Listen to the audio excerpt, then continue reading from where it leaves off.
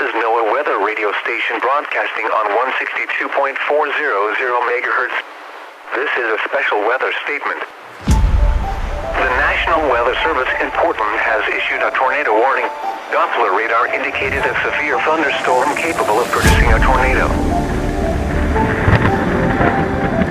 This dangerous storm was moving northeast at 50 miles per hour.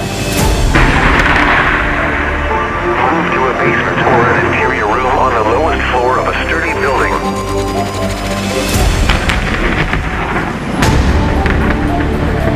Take cover now.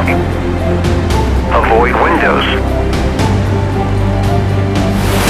If you are in a mobile home or outdoors, move to the closest substantial shelter and protect yourself from flying debris.